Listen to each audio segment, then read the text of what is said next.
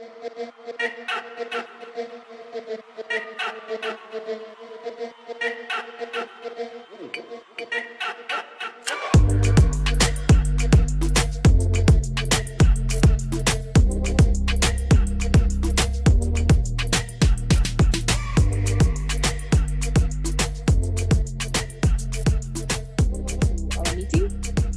Rotary Club of Hurlingham. My name is Karen Rono. I am the president of the Rotary Club of Hurlingham.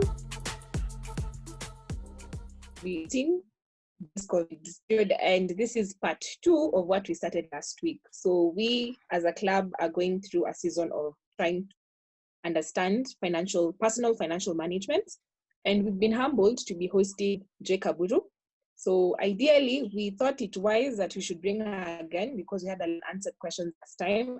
And we had an amazing recipe that I think for most of us has culminated through the week.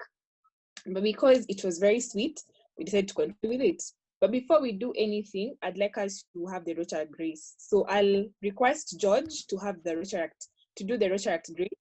Then after George has done the Rotary Grace, I'd like Mugwimi to do a small introduction of our guest, who is known to most of us. And for the guest, at least you can understand where we're coming from. So with that, I'd like to invite George. So George, if you can hear me loud and clear, please unmute your mic and go right ahead. Thank you, Madam President. George Minor? Yes, I can hear you. Good. The Rotary Grace, for what you're about to say or do, may we be forever grateful and mindful of the needs of others. Amen. If you can, please unmute your mic and go right ahead and introduce our speaker. Sorry about that. Thank you, Madam President. So, as many of you have heard, she was here last meeting, and we thought it would be okay for her to join us again because I think there were some unanswered questions. And regulating how it's, especially nowadays, how it's gonna perform when what's gonna happen to them, more like a living will, and that's a whole other topic. But most of this big, if you really want to go into the nitty-gritties of a company, get those information from those people, the strength of their assets, their balance sheets, those ones are public. Yeah, so that's what I can say.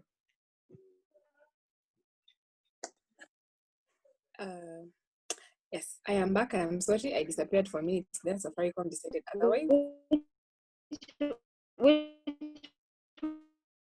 Do you have in mind, Katie? Which investment bank?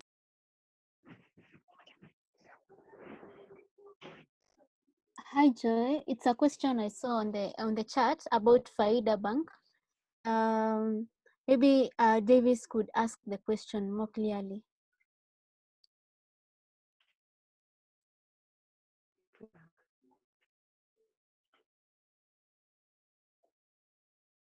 Hi Joy. I think you answered the question really well. Yes, so I had a question. Katie mentioned about commercial banks and they having an investment option. Does this mean this investment option is also regulated by, in that like you can't lose as much? CBK still regulates that since you're still going to earn money out of that. Yeah, that's still covered. That's still covered. Is they cover the deposits, either called deposits or current deposits, or all their deposit accounts, and they also cover the bank because for what it is covered. However, you have to remember is that if you have different accounts in the same bank, will be aggregated. So, like, for example, if you had 100,000 in a call deposit, or another 1 million in a fixed deposit, you won't get 500,000 for each account you hold, or an individual. she was very quick with what she did, so I think it was okay for her to come back again, repeat in a nutshell what she said, and she can go right through to the questions. So without much further ado, her name is Joy Kelly Kaburu. She's an auditor at the Central Bank of Kenya. Previously worked at Deloitte. If all of you know Deloitte, Deloitte was it's a really big auditing firm. She has an MBA in finance and CPA, and the topic is personal financial management. So that's what we're going to be dealing with today. Thank you, Madam President. Karibu Joy, you can go right ahead. Thank you. Thank you, Brian, for that very generous introduction. Yeah, thank you. I thought I'd be saying something interesting that I did this week. This week, I got to talk to 3 of my neighbors who I've never talked to. We live in the same block, but everyone is usually busy every day, so people just meet on the stairs and we never really talk. So this day, I come home, and I'm coming home early because of curfew, and I meet people chatting out there. So I get to meet 3 of my very good neighbors, lovely ladies. And yeah, that's something I really appreciate for what I did this week. So thank you so much for having me here another time. I think it's a privilege for me to be able to interact with you guys and to just hear what you guys are yearning to hear. Today, it's not gonna be more of a lecture or anything. It's going to be more interactive, and I'd also like to hear from you. You could have quite some experience in some of the issues. So I think this session is going to be a very interactive one, question and answer. And before that, probably just a refresher of not a refresher per se, but maybe some of the things that we brushed through the last meeting. Maybe we could just mention them. So in my mind, I was thinking about there's one thing that we had mentioned when we said we are saving or in putting our money aside for a purpose. One of the purposes that that came out, but we didn't quite discuss it, was land banking. Land banking is where you invest in bare land, which probably for you it looks like some remote place where no life is happening, but has potential of growth, immense potential of growth. So when the amenities come, the roads come, and the electricity and the water, I mean, you all, I'm sure, have a small history of how most of the estates in Nairobi grew, including some of those upmarket places where you hear land used to go for 100,000. Now you can get it for less than 10 million or something like that. So that is something that probably later on when we get to the interactive session, Rotary and Sophie can probably give us an insight of what areas that could be, and if somebody wants to invest, how they can do that. The other thing I wanted to mention is that usually people like to spend money they have not earned. I mentioned last time about credit cards, and I said it could be a good idea. However, expenses like credit card expenses should only those that you have a good repayment plan for. Because if somebody gives you a credit card right now with a limit of 100,000, you might end up spending that money without knowing how you'll pay it next month. So always never spend money that you don't have. Don't anticipate cash. Like say, I think I've heard there's a rumor that we're gonna get a pay rise, or I have this tender which I have submitted. It's for 6 million, and I'm really because there's someone pushing in there for me. I'm hoping that I'm sure, I'm almost 100% sure that I'm gonna get that tender. Then you go ahead and make a big commitment to your cash, and what happens if that thing doesn't come through? It wouldn't cost you much to just wait kinda a little bit, postpone that expenditure, until the money is actually with you. So never get into a position where you are actually spending on anticipation. The other mistake I see people doing is spending money that comes, there's that what do you call it, the unexpected income. For example, if you're an employee, you work with a monthly salary and everything, and then one at the end of the year you guys are given bonus, and then you say to yourself that when I get my bonus, I'm gonna pay for my let's say insurance, car insurance, or my insurance cover, or whatever, medical insurance. You see, medical insurance is a mandatory expenditure. You will not live without it. This bonus is not mandatory. So what if, okay, Sawa, this year you'll get the bonus, you pay your insurance. Next year you get your bonus, you pay insurance. What if the third year comes and you don't get your bonus, and you've tied your insurance payments to that bonus? So always ensure that when you get a windfall or unexpected income, which is not incorporated in your daily expenditure, remember the 30% rule, first of all. That is take 30% as savings. Means you can probably buy the one-off expenditures, like if you wanted to buy furniture, or if you wanted to take a holiday. I mean, the one-off expenditures that are not mandatory, and that if you don't do them, something big is gonna happen. So be careful about that. And then the other thing I wanted to mention very quickly is that especially when you're young and you want to start a business, here I'm gonna speak again for the people who are working. I know a lot of us are working, but really desiring to get out of employment and to go and start our own businesses. I'm sure Rotarian Sophie here will also, I really appreciate her help if she can come in and give us some more insights, or the other Rotarians, some of them who are in business. Because you, if you're in employment and you're saving up for business and you think you have enough capital, the other thing you have to consider is that your business may or may not peak immediately to start bringing in money. A lot of people who are in business will tell you the first or second year are very dynamic, are very tough.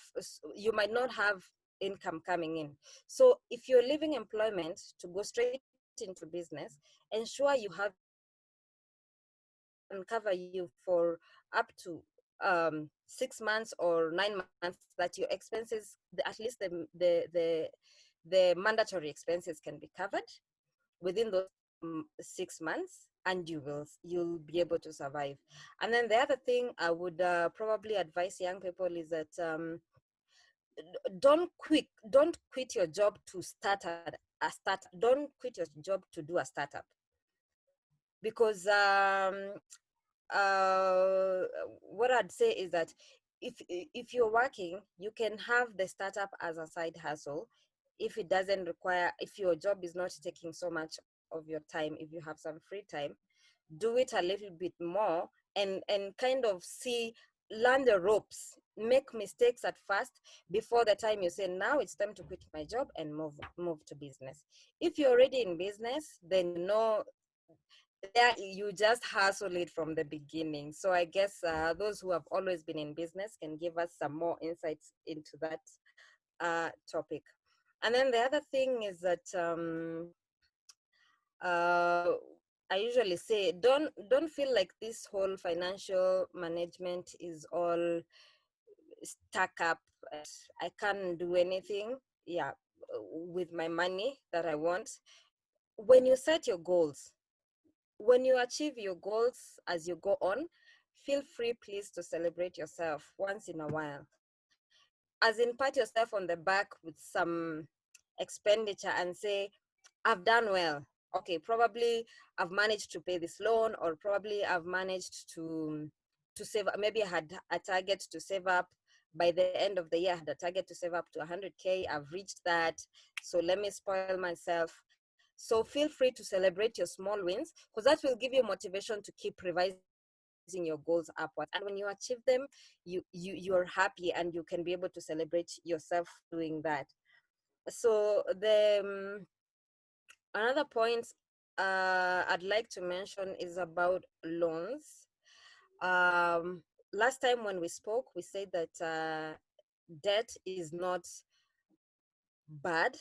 Debt is actually, I mean, loans are very good, but how you use them can make your life better or miserable. The first thing about debt is that when you're entering into a debt contract, ensure that you understand all the costs that are involved. Um, most banks will come to you with very interesting stories, and they tell you that they're giving you a loan at 13% per annum, and you calculate and you're like, that interest is so kidogo, I think I can manage that. Then the minute you go to apply and you finish application and the money is in your account, you realize they've charged you something like a loan application fee of about 10%. If you are borrowing a million, 10% of that is 100,000. If you find they've cut 100,000, because then you ask them, but you said your loan was 13% per annum. No, we had to remove a 10% loan initiation fee.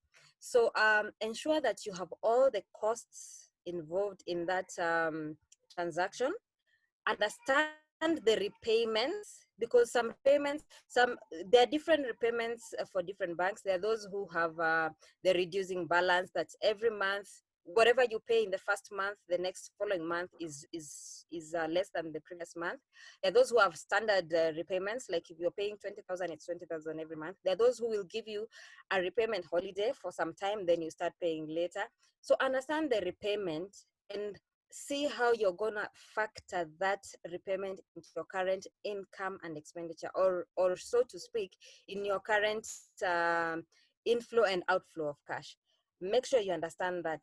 And then the other thing you have to understand about the loan is that of course, when I was talking about the interest last time, we mentioned, I said that those mobile loans we take from Mshwari, from I don't know, KCB M-Pesa, they charge you 7% per month.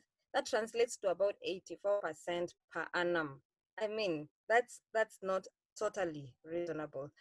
And I said, unless whatever you're doing with that money is gonna give you much more money than that interest, then there is absolutely no need to get into that transaction. And the problem with these loans is that they are addictive. They tie you in the sense that if you take a loan right now from your mobile phone of 10,000, okay, and then you spend it, the next month you need to pay that 10,000 plus your interest. So your next month's budget, which was already full and covered, you have to remove another 10,000 to pay the last month's loan. That means immediately you pay that loan, you just have to take another one, because how else are you gonna cover your expenses? So you work so hard to get out of those small loan cycles and organize your financials, that if you need to now, like if you get into a big um, contract, you make sure you understand the costs, you search again in the market, look for which bank will give you a better loan. And last time we talked about SACCOs, which are very, very good, especially in taking loans. They won't ask you any collateral. I mean, you're guaranteed by the members in the SACCO and all that. And so loans is a tricky and especially if you're taking, and when you're taking a loan for business, also you have to consider the place I'm putting in this money. What is the return? If you're taking this loan again for consumption, like for example to buy a car, you have to consider the value versus the cost of the loan. Then of course, when you take loan, it is very, very critical that you make sure that you pay your debts.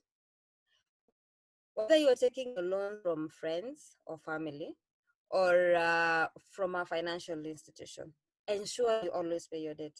Having a bad credit history is just bad for you, and you can totally mess yourself up for the future right now, Because right now, of course, I'm sure you guys all know that the credit reference bureaus are collecting data on everyone from your university loans, the help loans. They're collecting data on how you're paying. You've gotten a job, you haven't started paying your help loan.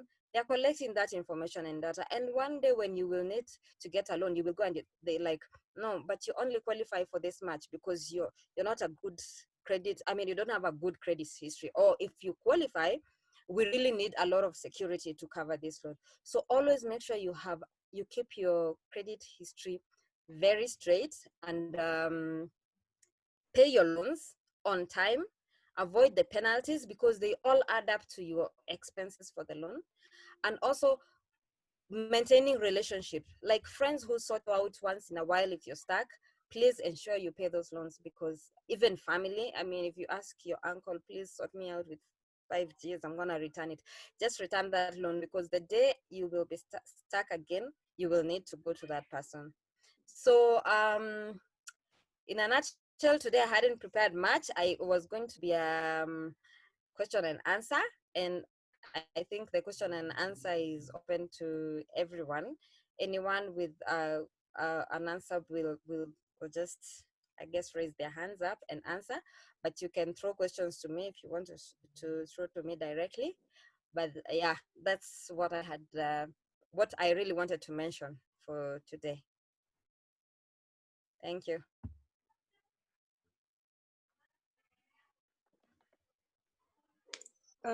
Thanks, Joy. Let's utilize both the audio and the chat section. So if you have a question, yes, please feel free to raise your hand, unmute your mic, and go ahead and ask the question.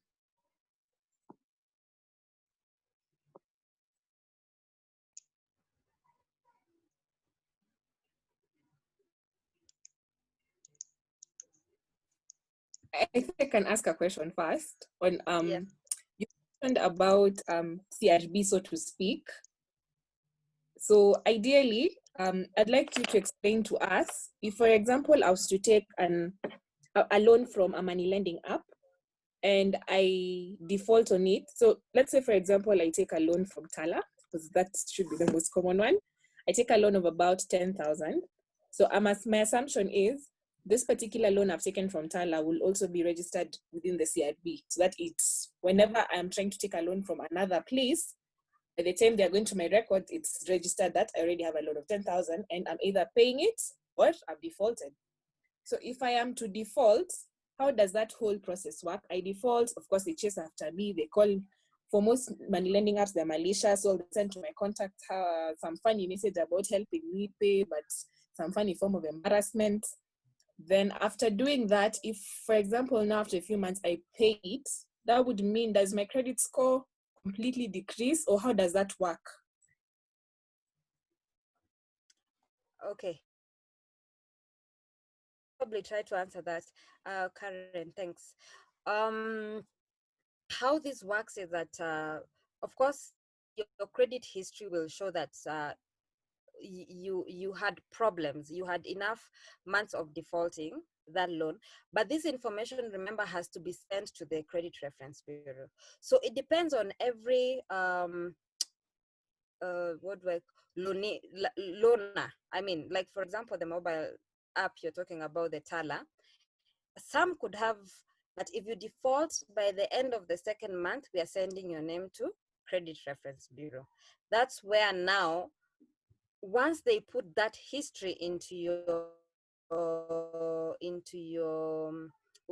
they put that information into your credit history, it's gonna be there for, I think it's usually 5 years. That history will be there. It's an average. They'll remove your name later after you pay. They'll remove your name, but that history in the aggregate of things will remain there for almost about 5 years. So you don't want to do that to yourself. You don't want to do that. If they threaten you to with sending your name to CRB, I think it's just time to pay. Yeah.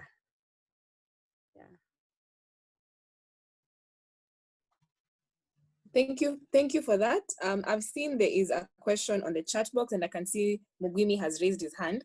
So let me read this question.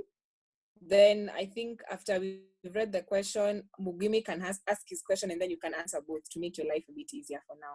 That's okay with you.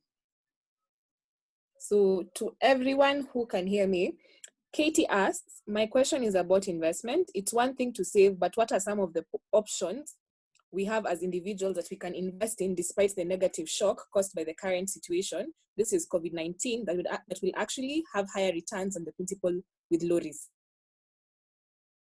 And mute and ask your question. Thank you, Madam President. For me, I have two things I want to say. I have one question. I wanted us to do a debate type of discussion. What would you rather? Good loans to start a business or work for 2 years? My other question is I want Joy to touch on Forex. Thank you.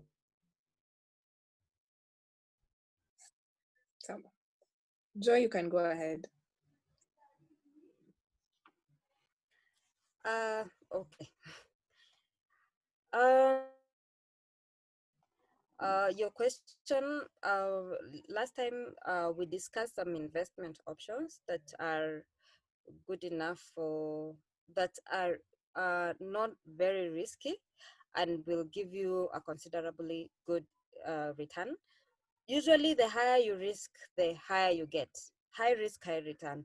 So first of all, you have to decide your risk appetite. Am I a risky individual and I'm willing to risk it all and double my money, or do I want to just be okay with the little that the market is offering? So of course, we talked about money market the last time, and we said that you can put your money in a money market account.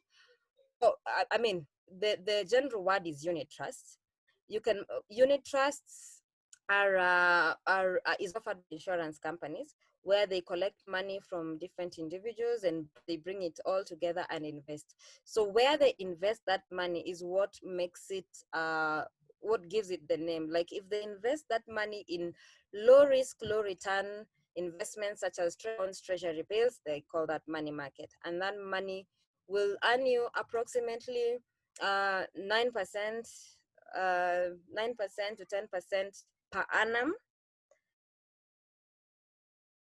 Bills and treasury bills offered by the central bank. You can just walk in there and open a CDS account. The other option you can do is okay. So in the unit trust, sorry, I hadn't finished. You have also the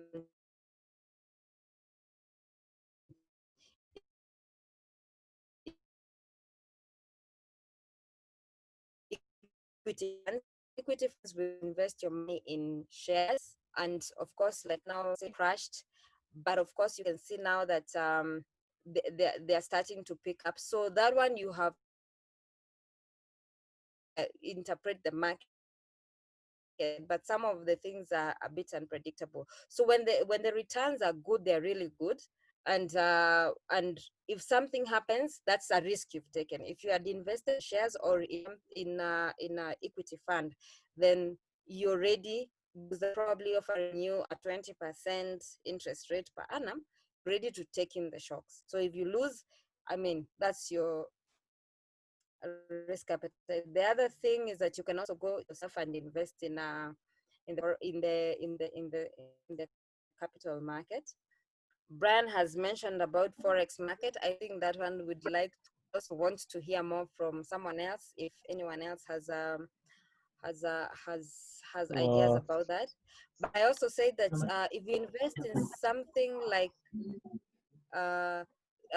if you save your money in something like a SACCO, it outrightly gives you interest. And the other thing, if you have a lump sum amount of money, you can also go and negotiate with banks for fixed deposits, the ones that you can just withdraw. So there are many options, and I think I can send to Karen the work we did last week, and then probably it can be shared.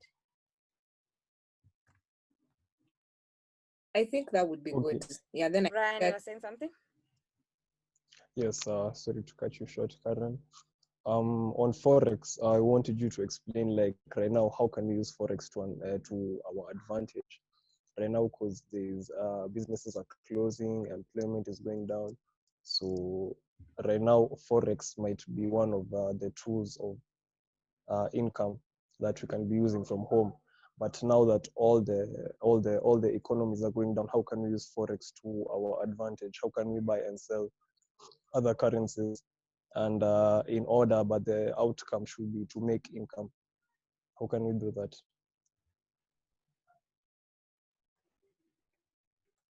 Thank you, Brian, for your question. I don't know whether there's someone in the group who has more information about, who has traded in Forex and knows the nitty-gritties of how to make money, because I'll just give a very general answer, and I don't want to do that. So I don't know whether there's anyone in the group who can throw for that question. Okay. Karen, can I go Go, right go, ahead? go right ahead. All right, then, thanks.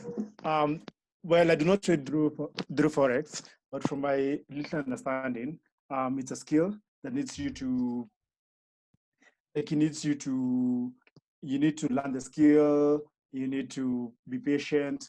You cannot just say, just because we're in, in the middle of a pandemic, we're not going to, we're not going to work, we're not going to school, we're not going to, like, whatever. Like, you can just say, just because you're not doing anything, like, you're going to invest your money in Forex. It's high risk. It needs you to learn. You should probably probably go to a school, the institution that teach people Forex. It needs yourself to find a mentor.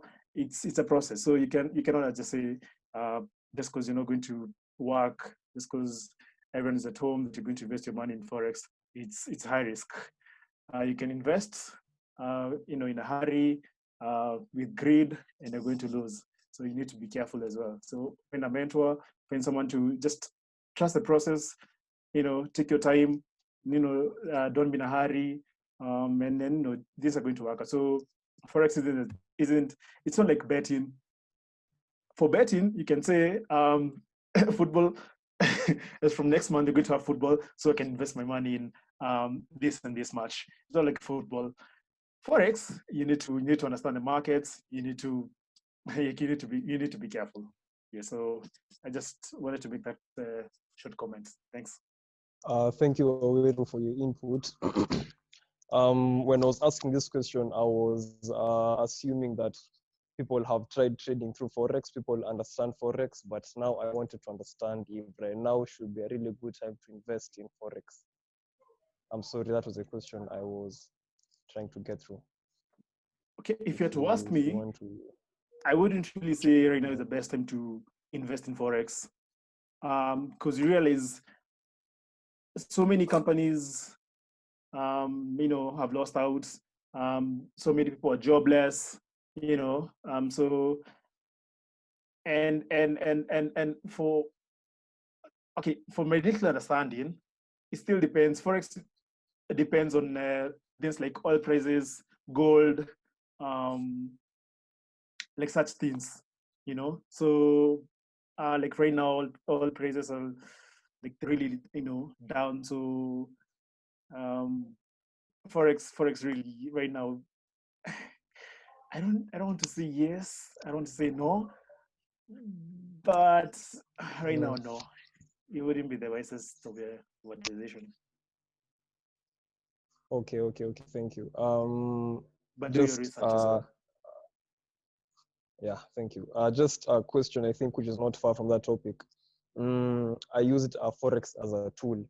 What other tools can we use right now to our advantage in this period of time to make sustainable income? Let me not say sustainable, but at least income. What are the businesses right now that we should be looking at? Say this thing goes for more than 6 months.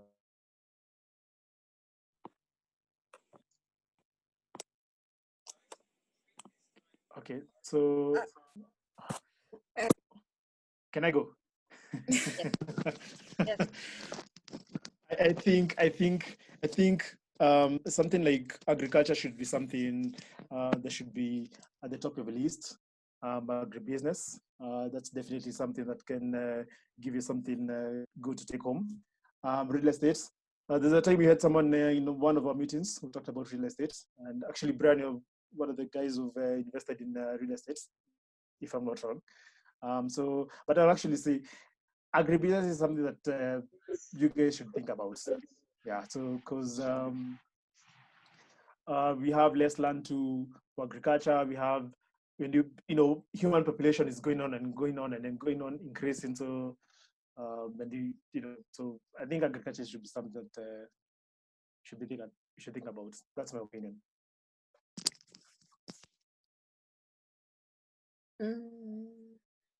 Okay, then I Thank you, think Awero. from whatever you've said, in everything we do right now, I was listening to a particular Zoom meeting by X Culture, and they were talking about in any field that you are right now, and I think this is something that we know, but we really never follow because we are, as interns, we are stepped upon. As the young people, either put as interns or blah, blah, blah, it's just stepped upon. So in anything we're supposed to do right now, whether it's agriculture, whether it's basically sales or just anything, we should utilize innovation. So look for a way to use technology to inculcate it. So I was talking to a friend of mine and he was telling me about doing agri-tech. But now, since we are going towards an age of food insecurity, the 3 or 4 months that we have not been actually active in anything, it means that it will impact us in the next 5 years by conclusively doing, yes, basically, sorry, there's someone who's just started me and yeah, train of thoughts. So basically food insecurity, so that would be a good thing. But in anything that you do, just use the whole bit about innovation and technology. I'll let Vance take over. Vance had a question for Joy. So Vance, please ask your question. Then about the money market funds, I think I have 2 particular people from Britam and Cytons who we can bring on board and talk to us. And then they can also let us know how to enroll because I'm part of the 2. So in case you're interested, I think it would be better for us to chat. Then I know how many people are interested in. If it's an area of interest for Vance, please go ahead and ask your question. Thank you, Madam President. Unmute you. Can you hear me? Can you hear me? Hello? Yes, you can. Yes, you can. Yes. Okay, very well. So let me just start from reacting on the question Brian had asked. And my view, like I've posted on the chat, was a little bit different from yours, Mwangi, to the extent that in the Forex market, even right now, say, for example, the app I use, Abacus, you get to monitor the market and you get to see perhaps who are the high sellers, who are the losers in any day and time. So of course, it's very important for people to mark perhaps with skill where to invest your money, on which day, and how to trade, for example. But basically, I think at any given time, because there was a moments where the market was so terrible sometime in the past, but people still made money, and there are those who also lost money. So pretty much, I'd say it's something you keep on checking day in, day out, looking out when it's viable to sell, when it's viable to buy, how to trade. I mean, just getting more information, getting to interact with experts who understand the field. NIC Bank back then I don't know if they still do it, under NCBA, used to guide people who invested with them in the Forex market. So basically, that's just my reaction to that. I don't know if it helps. So I had 2 questions for Joy. And these questions, one is tied to budgeting, and the other question is tied to business, right? So in budgeting, I'm trying to look at an instance where someone wants to grow financially and at the same time wants to maintain the say has relocated and they want to acquire new stuff, equipment and whatnot for their household and any other thing that could help them throughout life. So they have goals that they have set down perhaps for the year or whatnot, but you may find that it's not easily sustained by their monthly income. So to that extent, how well do they need to budget and put aside money that is saving for emergencies, saving for miscellaneous, and saving for whatever it is they want to achieve at the end of the year? So that is one. And number two, there's also people who are in employment, for example, and they wish to venture out into business. And this is now the alternate sources of income that someone is looking at. And say, for example, even in this situation, the COVID situation, whatnot. But then there's always questions as to, do I need to get a venture capitalist to come in or an equity partner, or how am I going to raise funds perhaps for my business, whichever business they want to go to? And how well would you advise someone, perhaps within maybe they within different salary ranges, maybe from 50,000 to 100, 100 to 200 or whatnot, and they want to venture into business, but at that particular moment they don't have a sit-in capital to use a seed money perhaps for their businesses. So that's basically what I just wanted to get your thinking around. Thank you. Thank you, Madam President. Before you answer, Vance, thank you for your input. I think you have a point, because when somebody's losing, somebody's gaining. I think it's never true. There's never a good time and there's never a bad time to trade Forex. Forex will always be there, because when somebody's losing, somebody's gaining, when you're gaining, somebody's losing. Thank you. Exactly. Yeah. Sorry, Joe, you can just go right ahead. Okay. Yeah, thanks for that insight also on Forex. It's something I've never ventured in, but it sounds like, yeah, when you have, like now when we have quite a number of free hours to ourselves in the house, and if it's just a nap and lulling the art, it sounds like something interesting someone can do. So thank you for that, Vance. For your question about budgeting, we spoke about it last week, and I think your question is how to properly budget. As I mentioned last week, is that you take your income, assuming this is the first time you're budgeting, take your income, draw your expenses. These are your sources of income. These are your basically cash in and cash out. Take your nets. Don't take at my gross is 100,000 because KRA has its money to take, and if you're paying for pension, that has taken. So whatever gets into your account versus what leaves, or if you have an allowance from parents and everything. So the first month is a bit ish because the first month will be like to track your expenses. How do I usually spend my money? Okay, on things like social, like going out for ice cream and all that, I use about 3,000 in a month, like that. Just track your expenses for the first 1 month. You realize probably by the end of the month you don't have enough money to push you through the last few days of the month, like to cover for your commute or something. Then next time you know that these are the places I can cut, these are the places that I should not spend on. Learn yourself. And I said budgets are very unique to every one of us. Never ever try to copy paste someone else's budget into your budget. Just come up with a simple Excel worksheet or put down on paper if you like to write, and just monitor where your money is going. Once you've gotten the hang of it, that's probably in month 2. Now, from what you're spending, put aside 30% of your cash into a savings plan, and that is what now will probably go into if you're thinking about business, which is what you've asked also, Vance. If you're thinking about the reasons, of course you've said the reasons why you're putting aside savings plans. It could be emergency, it could be miscellaneous, it could be to purchase something.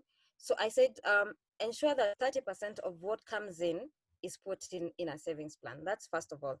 Then also have 50% of what you get, you can spend it. That is should cover your daily expenditures.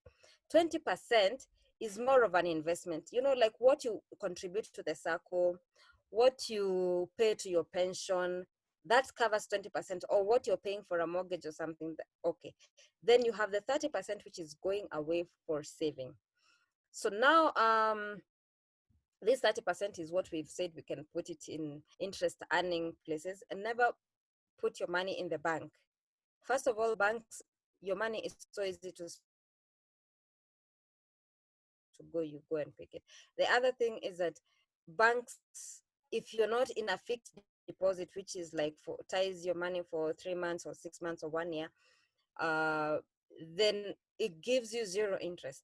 I mean, they just spend your money, they use your money to give, they get income from your money, but they give you zero interest. So never ever put your money in the bank, although that is usually a secure place to put it.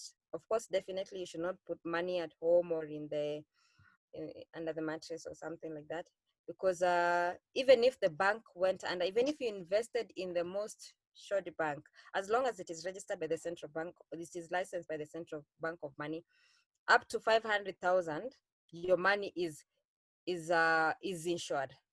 That is the insured part. Then the rest, if it's above 500,000, then your money is, I'd say, if it is matched to the assets of the bank, then you'll still be able to get it. But the first 500,000 is totally insured.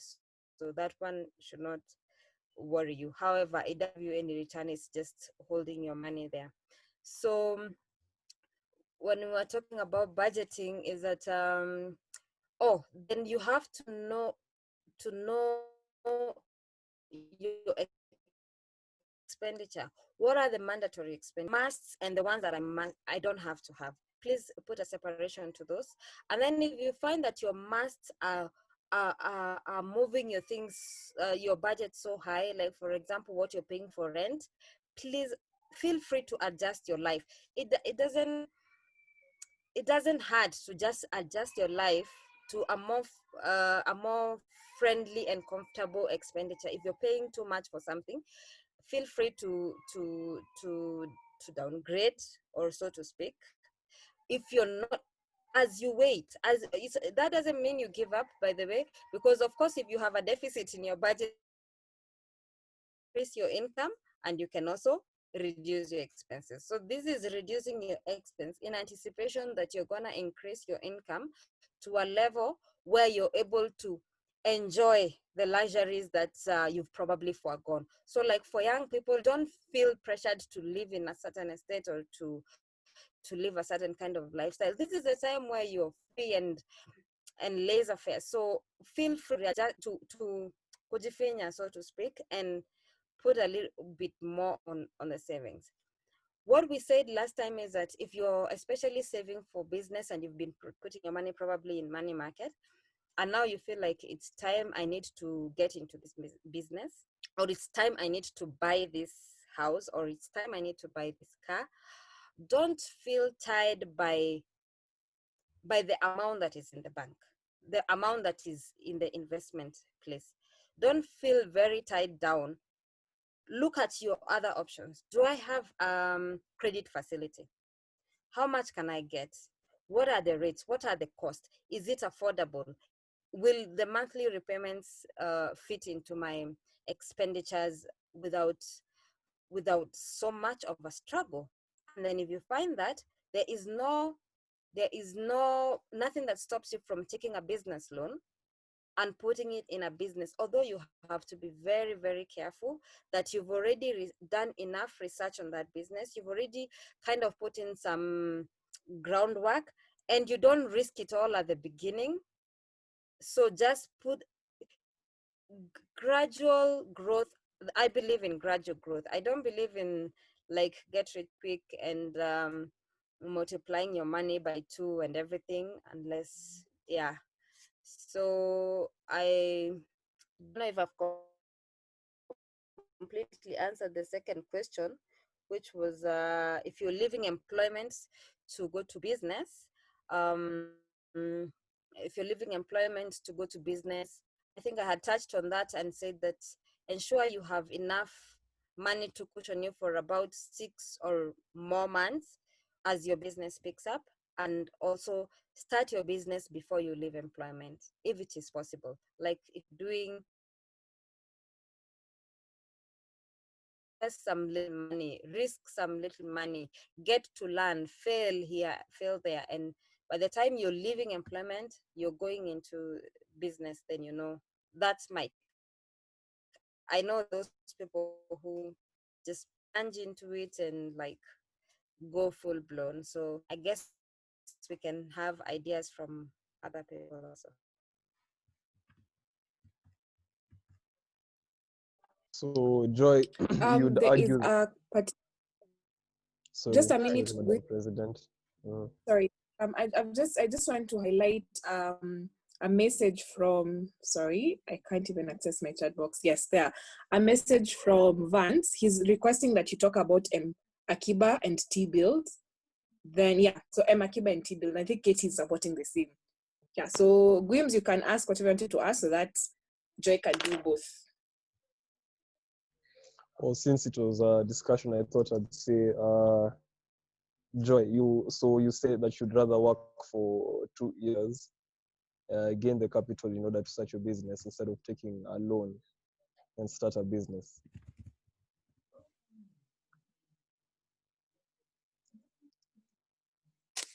I was thinking it's a more of a debate thing, because I would argue that I think, Sorry. okay, you can work and have that capital, your kidogo capital, but I think if you have capital of about 20%, say 100% is a required capital, the required minimum for you to start your business. So 20% maybe from your earnings, savings, and then I'd say 80, probably take a loan to start your business, because I think it will put you on the go. If I don't know. Madam President, with your permission, before Joy answers, let me just tie also another follow-up question from what Brian has asked. And Okay. And Joy, that it's actually a concern of mine. Say you're in employment and 8 to 5 job, but then you also have side skills, for example, that is aside from your day-to-day work, and you think perhaps that's the one place you could tap to fill in your deficit in terms of increasing your income. So what happens? How are you supposed to do it? Because most people juggle, and especially people our age, you're worried about whether I should go out and perhaps use my IT skills elsewhere, especially where I don't have time, if it's something I can't do from home and whatnot.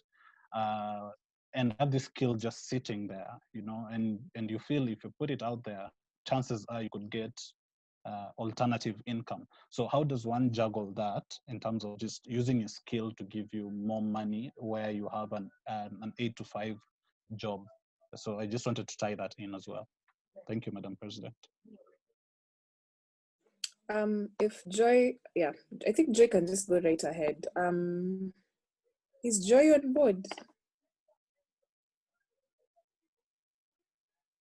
Okay.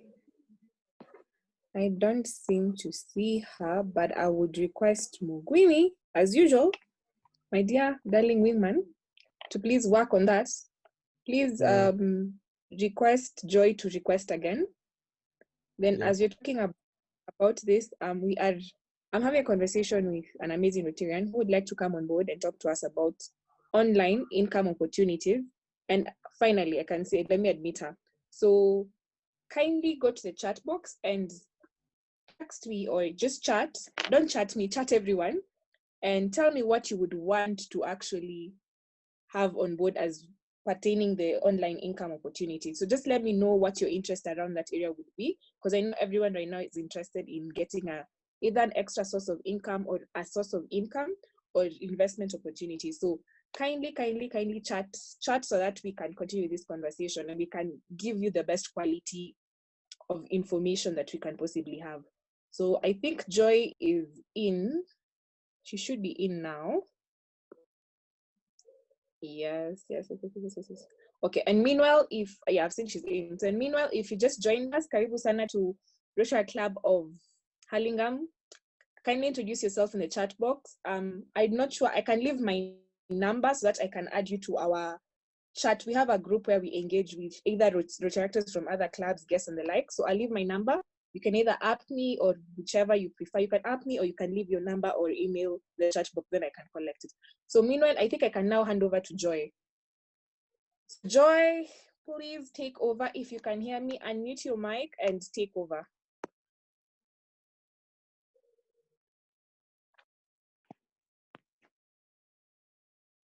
Okay, Joy, can you hear me?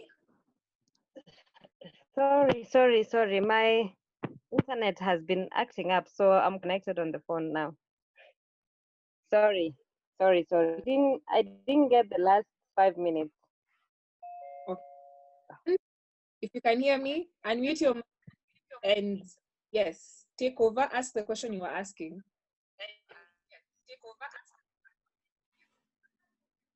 Vance? But ideally, we were talking about I'm here, Madam T-bills. President. Please ask the question so that they can answer yes. it. Sure. So I just tied my question to what Brian had asked earlier, and the question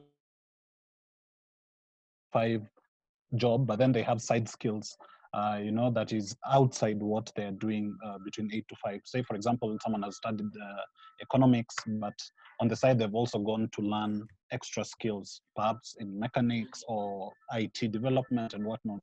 So how do they tap into these extra skills, and what time do they get to that so that they increase their income to cover their deficit where necessary?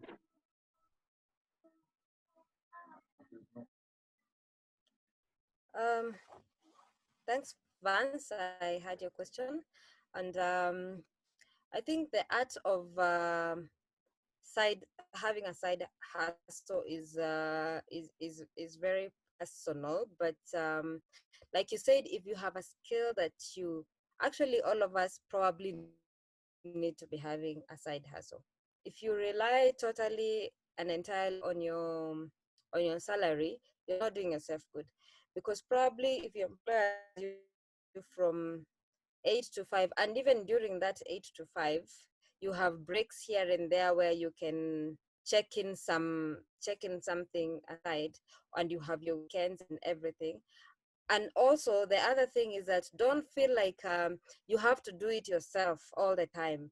If you have someone, probably you have a friend who shares the same interest as you, and you can come together and do it. Probably you're providing a bit more of capital. He can provide handy skills, and you can be going to check the business probably on the weekends or in the evenings when you're going home. That would be the best idea. In fact, if you need to have a side hustle, ensure you have someone on the ground, whether it is an employee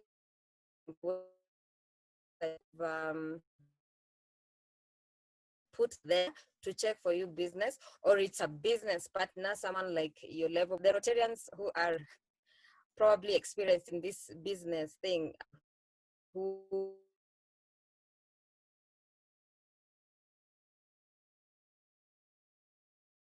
started, so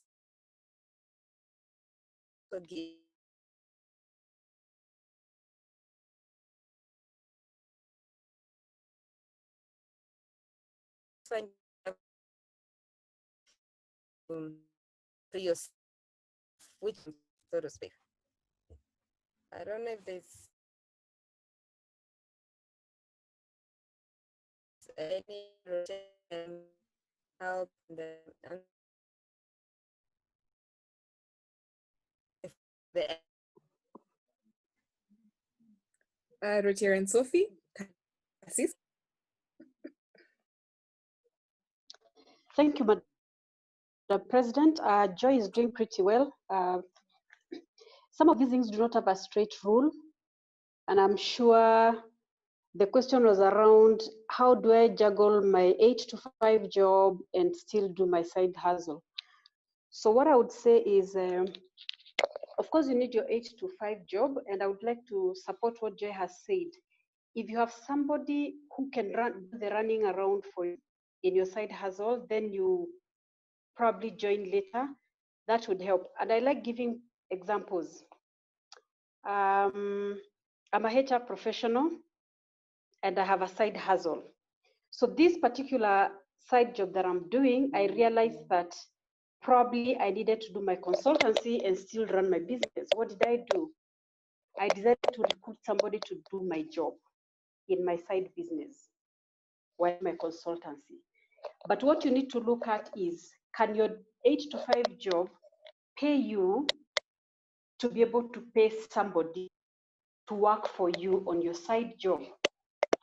I think that's what you should be doing. You work out your mathematics, see whatever income that is coming from your side business, whether it can be able to generate enough income for you to actually employ somebody cheaper than yourself. Because if you decide to run it yourself, probably it'll be more expensive to run it because your day-to-day job is paying and your side business is probably 30,000. So I would say get somebody, pay somebody 15 to 20,000. Let the business grow to a stage where you can be able to say, yes, my business has grown to probably 150, and now I am comfortable to jump out of my day-to-day job and take on my business as a full-time job. So sometimes it depends with a lot of things. You have to weigh your options because you don't just jump out of a job when you're not quite sure that you'll have a sustainable income that will probably meet your basic needs. That's what I would want to add. Thank you so much, Ruchi and Sophie. Joy, allow me to continue then to sort of ask another question so that we can, as you settle. So the question I've seen Davis asking, does CBK regulate investment banks in that I can't lose money below 500,000? I think you'd commented on this, but please comment on it again. And thank you so much, Ruchi and Sophie. Okay. So let me start with the Emma Kiba question. So Emma Kiba is like investing in the bonds. Completely long-term investments that you're kind of funding the government for an interest. So the government is borrowing money from you to give you an interest, and those are done they're done at the central bank. So the treasury bills and bonds, you come to CBK physically. That form you can download it online. You come and fill in a CDS form and open a CDS account. Once you fill in that CDS form, you're given that form to take to your bank because they have to connect. They'll be transacting through your bank. So your bank has sign on it, and you return the form back. Once you return, you're ready to invest. So investments are done for treasury bills. They are done every week. By the auction is done on Thursdays.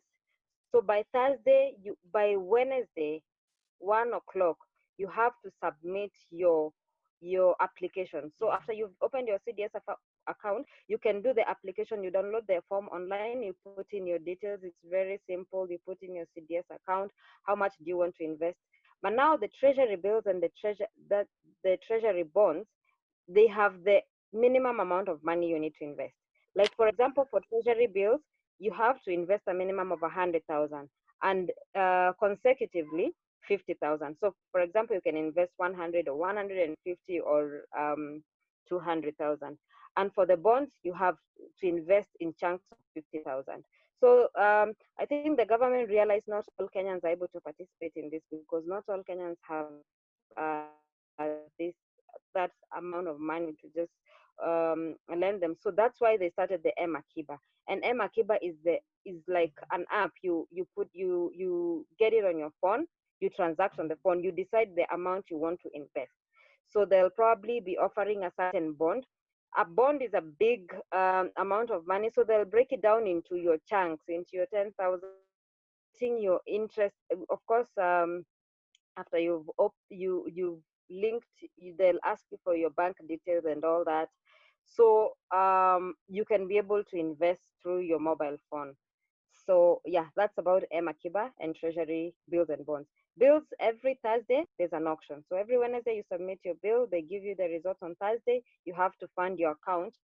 I think it's by Friday or the following Monday or something. You have to make sure that you've paid money that they've asked you to pay into central bank. The reason why I'm saying they've asked you to pay is that because they pay the interest in advance. For example, if you're investing in a bill for 100,000, they will calculate your interest in advance and probably ask you to pay 97,000 and something. So that means what you're giving CBK is 97,000, but at the end of the 3 months, they'll give you back your 100,000. So you get your interest in advance. So you have to wait for the auction to be done, and you get the results. And the results are, if you've registered for that, if you've opened a CDS account, especially now, they have your mobile number. They will let you know when the results are out, and you can go online and check how much the interest was. Or alternatively, you can just walk into CBK and find out. They write you how much you need to pay. So that's for treasury bills. And if you want to invest in a full bond, you wait for it to be advertised in the newspapers. They'll probably tell you 12% coupon bonds going on for 30 years. And interest is usually payable half yearly. Like they'll pay you in June and December or whatever month it is. After every 6 months, they pay you the interest. So yeah, it's pretty an easy process. So if you come into CBK, you get all the information from the banking hall, and it's open to the public. So the other question was about investment bank being insured. The guys who do the insurance of the money in the bank, they're called Kenya Deposit Insurance Corporation. They only insure banks that are licensed by the central bank. And investment banks, we're talking of like something like CIC, Sinton, or the ones that you're saying you invest in the money market, right? Yes. Okay. Yes, like No, they are Faida Investment Bank. Yeah, I know that. Yeah. no, they are not. They're not insured by the. They're not. First of all, they're not licensed by the central bank, and they're not insured by the Kenya Deposit Insurance Corporation. Yeah, so I guess that's, you have to do your due diligence very well, get the strength of the company and how strong they are for you to just be able to get comfortable. And like we talked the last time, is that make sure all your investments are well diversified. Don't put everything into one place that if that fails, that you lose everything. Diversify, however small your savings are. Ensure that you diversify. So if you have trust in one company, you can tell from the financials, from the strength. Although of course we've all been lied to one too many times by these big companies that they are doing well, and but they also have mechanisms. Of course, once a company is going down, for example, let's talk Britam. I'm not saying it's going down. If a big company is going down, they appoint a liquidator. Then the liquidator comes in and tries to liquidate the assets of the company, like for example, sell the buildings they had, liquidate all the assets they had, and it's guided by the courts, and ensure that they are able to pay the people they owe, like people who are invested. But that's a whole. So I guess for that risk of, I don't know whether this company is gonna fail, that's why you get some bit of interest. So I guess you're better off investing for yourself in the central bank direct.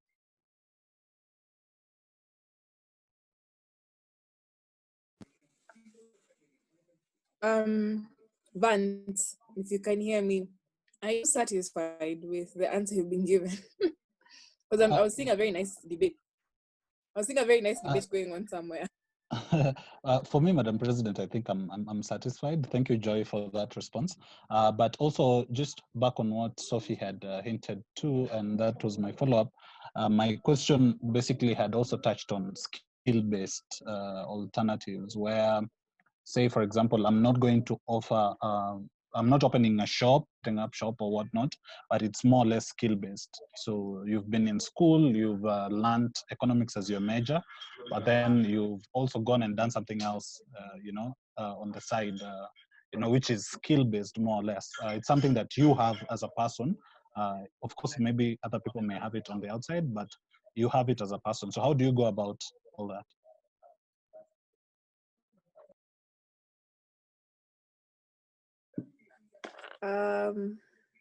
Joy, if you can hear us. Yeah, she's online. Oh, So I thought that was for Rotary and Sophie. I'm so Madam sorry. President. Yes. Yes, I totally understand what our friend is asking. Before you take on any other, I call it PJ, before you take on any other private job from your main job, just make sure that that particular assignment does not require you during your time, your office time. What I mean is that take up a responsibility that you'll be able to deliver outside your working hours. I always say that your employer's time is only 7 hours in a day. We have 24 hours in a day. Probably in between you'll grab some hours to deliver on your private job. So you'll always create time, or you'll always find yourself with some extra time at 5, all before 8 o'clock. But you'll always have time to deliver on your private job. But just make sure that your other boss does not require you to deliver within your normal working hours, so that then it becomes a balancing act. That's what I would say. So sometimes what I've realized with people who do private jobs is that they are extremely efficient on their 8 to 5 job. If you're an accountant, you deliver your best to your ability, because then there's a motivation to want to finish your assignments that you jump into your private job later at 5. So sometimes it requires a lot of energy to be able to balance those two. But there is no right or wrong answer on this particular. You just have to create time to deliver on some of those things. Does that help? Yes, it does help. It does help. Although maybe it's something we can take up on the side just to understand better. But yes, so far so good. Sorry, no, probably I'm answering from a human resource perspective, because obviously from a selfish reason, I would want you to put the hours that your employer requires before you do your PJ. But understand the desire to want to make an extra earning, but just make sure probably it will not compromise on your day-to-day work. You have to be, yeah. Okay, Madam President, with your permission, perhaps, Sophie, let me just give a practical example, just put it in perspective. Myself, I'm in the legal field, so basically my 8 to 5 is around legal, and I'm there, whatnot, and I try as much as possible to deliver on my assignments and all that. But you find that where you currently work, or what is one of the extras or the contract terms does not include perhaps my extracurricular or my extra skill set, in as much as it helped in getting that particular job. So primarily, I have skills in dispute resolution and whatnot. And to find other people out there who perhaps require your services, they want you, other than just consulting and perhaps offering material with regard to dispute resolution, there are other bodies that approach you and want you to offer services perhaps once in a week or twice or once in 2 weeks to go sit in their own disputes and whatnot and just try to add value to what they have. But then you realize that will take you maybe 3 or 4 hours off your 8 to 5. So the other bit of consulting and maybe drafting and whatnot is something you can do post 5 p.m. You can do it from home or wherever that's possible. At times, even maybe just giving lectures on the same or whatnot, you can do them on the weekend, which can still earn you some money. So the question was, and this is just trying to fuse in with what you do on your day-to-day, on how to approach that particular scenario, or if it's appropriate, or even if it means having a discussion with your boss on these particular days that perhaps you're required to be out of office. That's the kind of dilemma someone finds themselves in. Because at times you find even it's government institutions which require you, but because of your 8 to 5, in as much as you've finished your work maybe, or you delivered and whatnot, you're not able to leave the office because of fear that if I don't sit in this office, there's 1 to 3 consequences that are awaiting you. So that's the kind of situation or context that I just wanted to bring to bring across. Okay, so that clear. I mean, that has some clarity. Maybe what I would advise is that in such kind of a situation where you've actually committed to deliver some specific assignment to someone else, it's always good to have a full disclosure with your boss. And you realize that probably the 2 hours you'll take in a day, or the 3 hours you'll take in a day, you're able to pay them back. Let me give an example, like going to college. For example, your employer will never allow you time to go to school.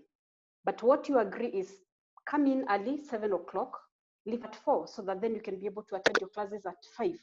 So it's always good, because it's not a secret that you're doing something for someone else, but have that conversation with your boss so that then he doesn't turn around and tell you, I am aware you have, it doesn't come out as a conflict of interest. So I agree. Just try and have a conversation with your boss and declare other interests that you may be having. Sometimes when staff are recruited, they actually say that I work for someone else, probably on Saturdays. It could even be on Saturdays when your boss doesn't require you, but that can be construed to be a conflict of interest, because then you'll be working for 2 people and probably in a similar assignment. Like now you're a legal person, whatever you're doing is still has to do with your legal competencies. But basically, like you say, talk about it with your boss.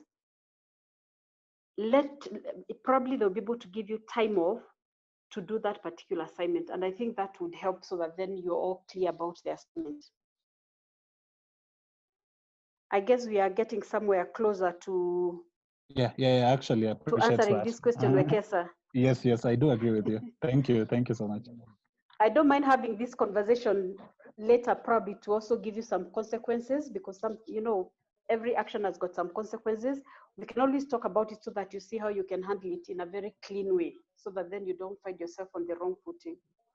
Sure. Okay, thank you, Wekesa. And yeah, Joy may continue. Sorry, Karen is not here. I'm still looking for her. Yeah, so yeah. I was just trying to add on to what Richard and Sophie had said, and you also have your leave days. You can manage those well. If you need to take time off and you don't feel comfortable discussing it with your boss, work with your leave days. Such days, so that if whatever you can't do offline, then you take leave to do it. Yes, thank you, Joy. I'm seeing here in the chat there's a question that Katie wants to ask. Maybe if she can unmute herself and ask the question. Katie, please. Hi. It was not my question, but I guess maybe you can give a bit more clarity about commercial banks and investment banks. At what point do the CBK regulate the both? Maybe something about a bit more about the both commercial banks and investment banks.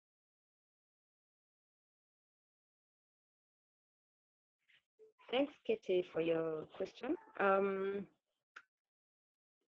okay, what people call investment banks are okay. In as much as you're taking in deposit from from the public, and deposits here is not people who want to invest. Deposits is people who want to just keep their money safe. Then you're a commercial bank. There are those other investment banks, like for example, the mortgage companies, HF, before they became a bank, and which other one? Like the mortgage companies, those ones uh, are also licensed by the central bank. So, but these other investment banks, in terms of people are investing there to get an income, voluntarily knowing the risk and everything. Those ones are not okay. Of course, there's some minimum requirements which central bank gives you, like a letter of no objection to operate. However, they don't regulate how you do your business. So those particular ones are licensed by the central bank, hence not protected. I mean, the amount is not protected.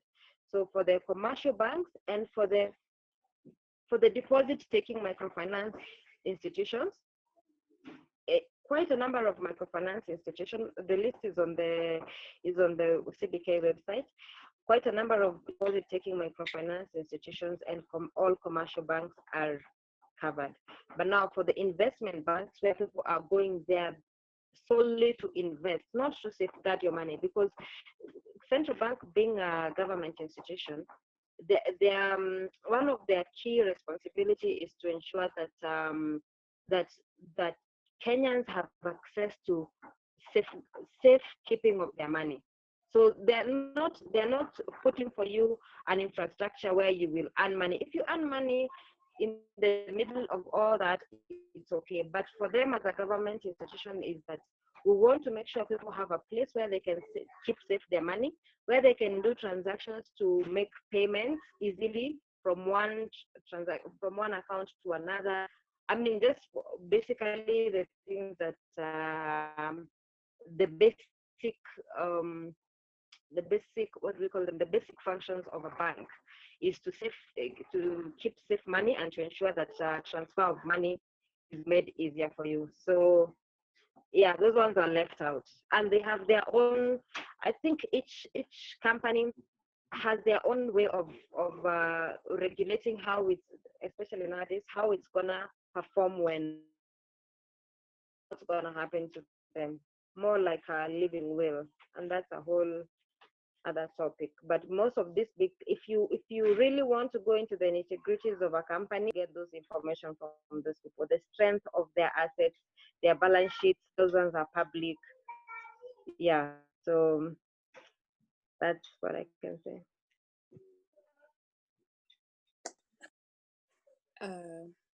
Yes, I am back. I'm sorry, I disappeared for minutes. Then Safaricom decided otherwise. Which one did you have in mind, Katie? Which investment bank?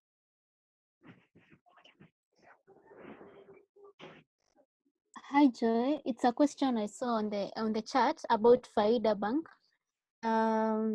Maybe Davis could ask the question more clearly.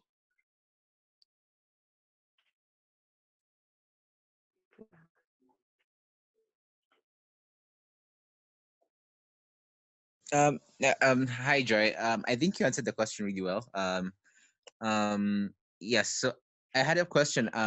Katie mentioned about commercial banks and they having an investment option. Does this mean this investment option is also regulated by, in that like you can't lose as much? CBK still regulates that since you're still going to earn money out of that. Yeah, that's still covered. That's still covered. Is they cover the deposits, either call deposits or current deposits, or all their deposit accounts, and they also cover the bank because for what it is covered. However, you have to remember is that if you have different accounts in the same bank, will be aggregated. So, like for example, if you had 100,000 in a call deposit, another 1 million in a fixed deposit, you won't get 500,000 for each account you hold, or an individual account, a current account, a savings account.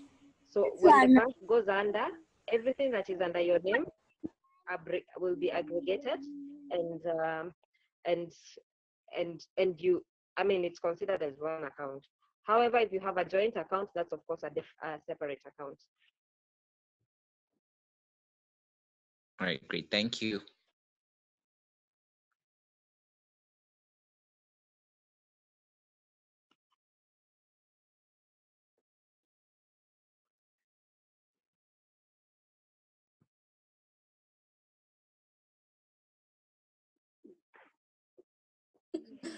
Any other person?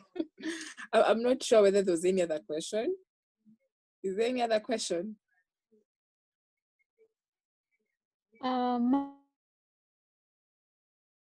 Add on to that, is it true that it's better to invest, to put your money into a commercial bank that has an investment pillar as compared to a bank, a microfinance bank like, Faida, that is solely into investment, or I don't know, investment? I'm not sure. I've not really gone into that. So is it true that it's easier to put your money into a commercial bank because they have diversified their portfolio in where they're placing their money at? Some money is into the investment, some money is into deposits. So what can you comment on that? Thanks, Katie. I'd say some of the things small investment banks are the kind of interest they offer. Some of them you'll find that they're offering crazy interest because they really want to get you attracted. They know the big guys are giving you money. They're giving you the same option, and they're giving you at a certain rate, probably 9%. These guys come to you and they tell you we can give you at 12% or higher, and they seem to be doing very well. So again, this goes back again to your risk appetite, because high return, high risk, we say that. So if you feel like you're confident in investing in any of these other small investment banks rather than the big guys, because the big guys won't recognize you as a really serious investor, and they'll just give you a standard rate. You have no negotiating power, but you might walk into another investment bank with a 50,000, and you find that you have some power to negotiate. So again, I think you don't have to do so much, but whatever you've had, the guys you've had that are offering these services, just walk in there, find out what's on offer, and then also, depending on your risk appetite, decide whether it's better to invest in this one that I know is safe, no matter the interest they're giving me, or I'm willing to take a little bit more of risk for a little bit more return. So I think those are now personal investment decisions which you have to consider and know whether you want to do that, or it could be spreading your risk.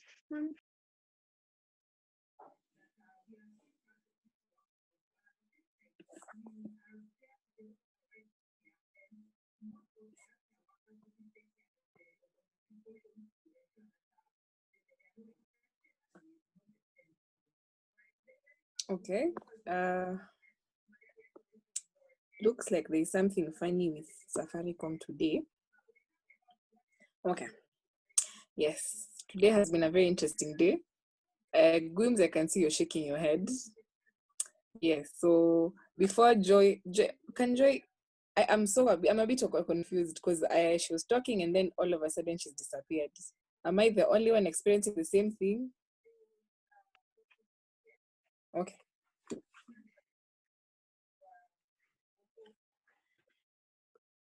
Okay.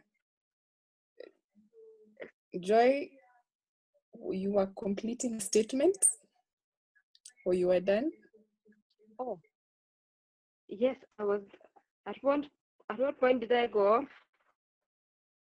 Sorry.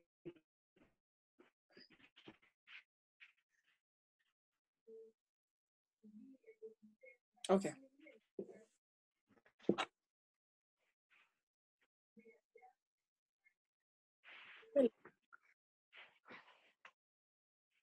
Yeah. Can you hear me? Yes, we can hear you. Yes.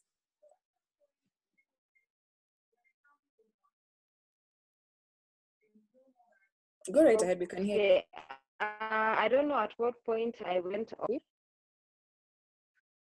I think there's a bit of a time lapse between when I speak and when we receive it, when you get to hear it. So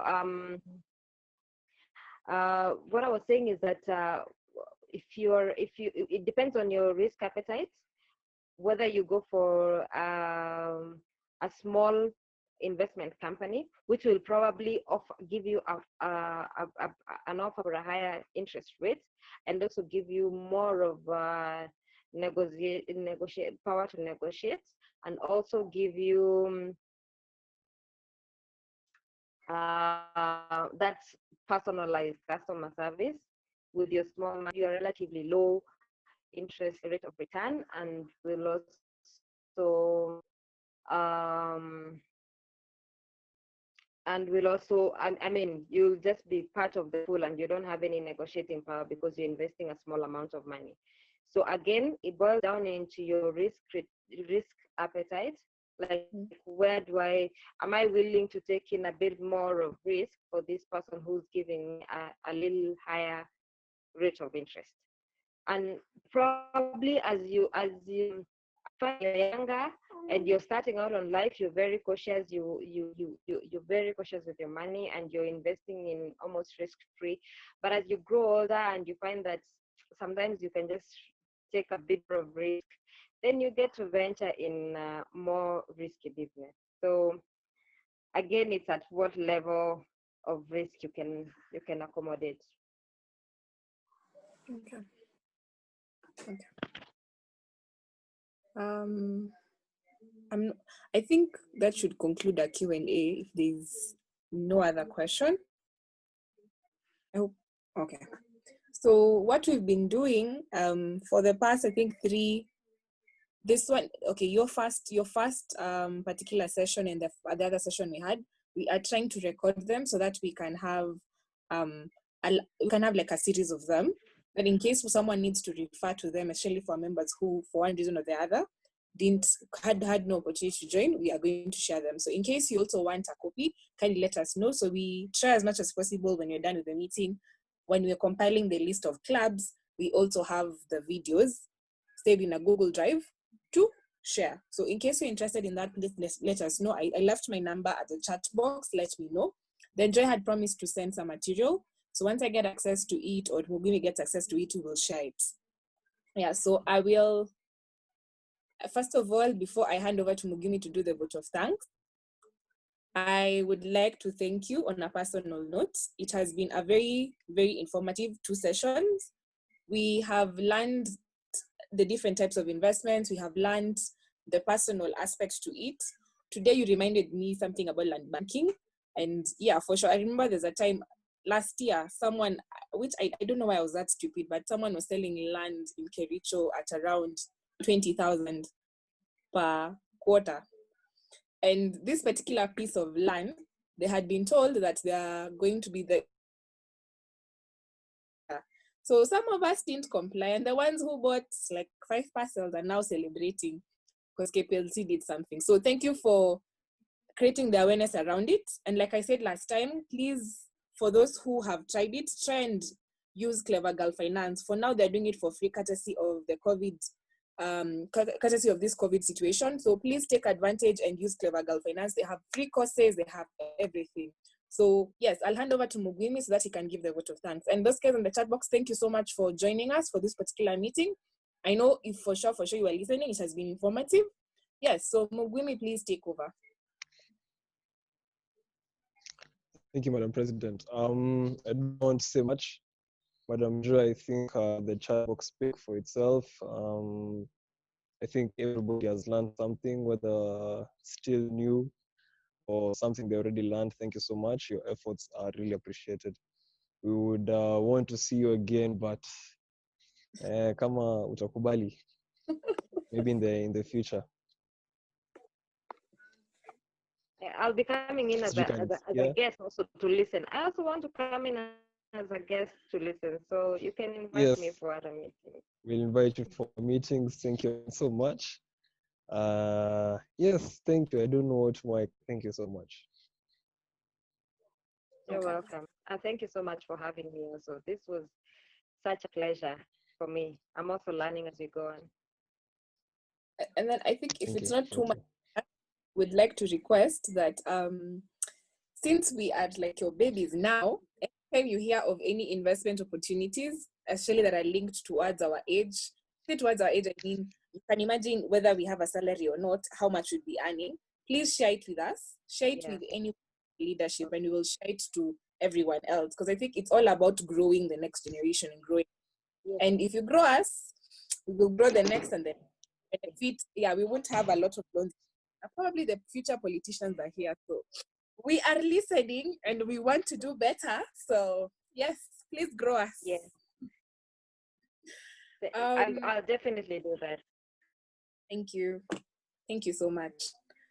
Yeah, so now I'd like to open up the space to announcements. If anyone, I think I didn't request for announcements. So if there's anyone, any club represented or even within our club, if you have any announcement to make, please, yes, please make your announcement. Anyone with an announcement?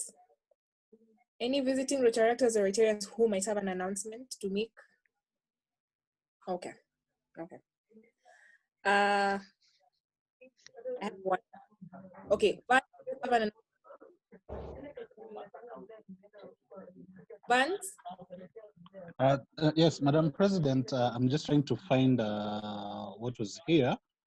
There's an announcement from Rotaract Muthaiga. We had a piece going around on some application really for the Youth Skills Expo from Rotary Muthaiga, and it was calling on members who are willing to send in their applications. So I think I'll just share it with you so that you're able to share with your members, and then when I'm pretty sure perhaps you're in communication or you have been able to see that the call for the Youth Skills Expo, which will be held from 6th June 2020 online. So I'll just share this template with you. In fact, let me just do that right now. If you check your WhatsApp, you should be getting it. Okay, okay. Yeah, thank you. Yeah. Thank you. So I'll share it to all groups within our. Yeah, thank you so much. Any other announcements? Anyone? Okay. My announcement is simple. So as you know, first of all, I'd like to make an announcement to the effect of we officially have a district governor-elect. Her name is Rotarian Azeb. She's from Ethiopia. So that is a clap to the entire district. So officially we have now the district governor, then the district governor who's coming in, and the district governor nominee and the district governor-elect. No, sorry, I've gotten them mixed up, but you'll understand. Why it is important for you to know these people is because most of the strategies that we'll be doing across the years is based on their visions. And these are people who basically you'll get to know as we continue. So we are ending our official Rotaract year on 30th of June. Thank you, Rotarian. Yes, so DG nominee is Rotarian Azeb from Ethiopia. So we are officially ending our Rotaract year on 30th of June, and we will be handing over to the new board. They are yet to confirm the particular date, but I know that it's going to be a joint installation for the Rotarians and Rotaractors, which is going to be very interesting, and most probably it will be online. So it's going to be something new and innovative to look forward to. There's something called the timeline. The timeline is a blog for the district. Any stories that you would want to know or want to write that is geared towards Rotary or Rotaract, please channel them towards that particular blog. It's been there since the beginning of the new Rotary year. I'm one of the editors, and I'd be more than happy to host stories, different perspective. It doesn't necessarily have to be something that is, it might be your perspective towards something. So please, if you have stories that you want to write, kindly direct them to me, and then I'll be more than able to put up in the blog and give you credits for it. Yes, so if there's no other announcements, okay. Then I'd like to thank, oh, I can see George, sorry, I can see your hand raised. Yes, George? Sorry to cut you short, Madam President. I've seen Ibrahim has left from Took and Steve. So just a reminder, we have a joint project with JQuat, Took, and an organization in Technical University, that's Africa Youth Leadership Forum, to give out pads to girls in Eastland, that's in Makadara constituency. And I understand the date should be first week of June, but I think Celine will communicate that because she's in touch with the committee, the part of the organizing committee. So we can there's a number on the poster, on the flyer, and basically it's Chwani kwa culture. If you can contribute from let's do 50 bob or much you can to go a long way. Thank you. Okay. Yes. So my last thing before doing the toast was to thank Ruchi and Sophie. Thank you for supporting us as a club.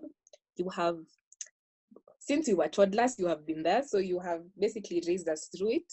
I remember one of the sessions we did with you, it was really amazing. And I've seen a comment by Katie that we should invite you. So yes, we are going to be inviting you soon. Next week, we are hoping to be hosting Rotarian Martin Okuthe, who happens to be the incoming president of Rotary Club of Harlingham. He is going to be talking about online opportunities, basically income generating online opportunities. So I am requesting and begging you guys for intent to add to the Engaged Rackham group. Kindly send us suggestions for what you want him to talk about so that it's a more customized talk. Then after that, we can have now Rochelle and Sophie coming to talk to us again from a HR perspective. Yeah, so I think this month for us will just be other income generating opportunities. And by the time you're getting that cash, how to manage it. It's very prudent that we do this because we are heading towards a season where we need to learn how to manage every aspect of our life. And we are defined by how we manage our expenses. So with that, I think if there is no other announcement, comment, or anything that needs to be made, I would like to do the final toast. And Harlingham, minus Konyagi. Yes, the chaotic side of Harlingham. So if there's none, allow me to do the toast. Okay. I shall whisper the other things. I can see people are holding themselves. Yeah, anyway, so let's do the toast. Thank you, Richard and Sophie. So let's do the toast. Rotary Club of Harlingham, in conjunction with Rotary Club of Harlingham, Rotary Club of St. Paul's University, Rotary Club of Kitengela, Rotary Club of Naivasha, Rotary Club of UN Parklands, Rotary Club of Muthaiga, Rotary Club of Technical University of Kenya, Rotary, and finally Rotary University. I give you Rotary World. Rotary world over. And I just remember, not yeah. So before we open up to the chaos, I will record. Let me just do it. I'll do the forward test. So, the things we say or do, is it the truth? Is it fair to all concerned? Will it build goodwill and better friendships? Will it be beneficial to all concerned? And with people, I officially adjourn the meeting. Thank you so much for joining us. You can unmute your mics and remove the chaos. And for the rest, we can try and eat something. Thank you, Joy. Thank Is that the you. normal? Is that the normal Madam meeting? Some of us President. would push. Awesome meeting, Madam President.